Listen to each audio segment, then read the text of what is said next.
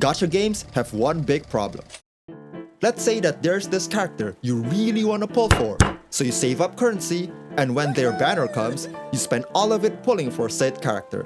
You get a couple of 4 stars, lose the 50-50, and finally get the character. Or not. Well, now you end up with more characters than you asked for, and you don't have the patience to build all of them. Nobody wants to fight the same weekly boss over and over again for a character that you will probably not use. So they just sit there, forgotten forever. But it doesn't have to be that way. Let me present to you Wuthering Waves Monitor Rhythm Game.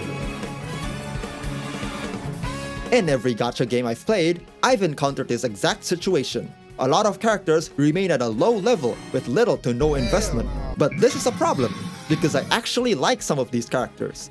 However, building them just doesn't seem to be worth my precious stamina. At first, I tried distracting myself by watching YouTube on my second monitor. But I wasted so much time just looking for a video, I would just not start. I needed another idea, something that will make the experience of building those characters more exciting, more varied, and preferably confined to a single monitor. I started looking for games I could use as ideas, and then I discovered Hi-Fi Rush. Hi-Fi Rush is a beat-em-up game centered around music and beats. Your character is incentivized to chain their attacks on the beat of the music in order to build up combos and deal more damage. Not only is this mechanic really entertaining, I thought that I could pretty seamlessly incorporate this when playing Wuthering Waves, since it barely takes up any monitor space.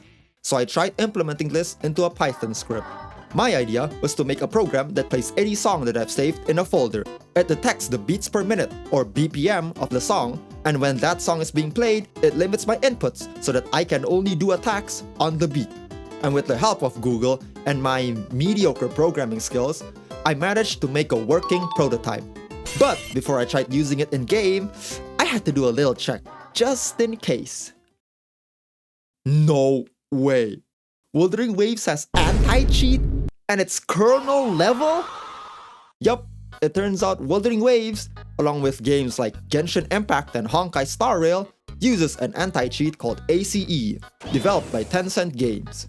This anti-cheat monitors all your system processes, and getting banned means not only can I not play with the same account anymore, I can't even play with the same computer anymore, which means that any script that alters my input in any way is not allowed. So I scrapped the first idea and went for a combo and high score system instead. And it worked fine, until I started testing songs with variable BPMs. Whenever the BPM changes mid-song, the script will just freak out and not work for the remainder of the track. I even tried using a neural network specifically trained on detecting the BPM of an audio track.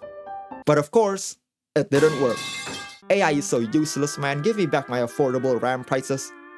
Well, time to look for another idea. If only there was a way to get the exact beats of a song already laid out and mapped and transfer that data into my script. I think everyone knows what Osu is at this point.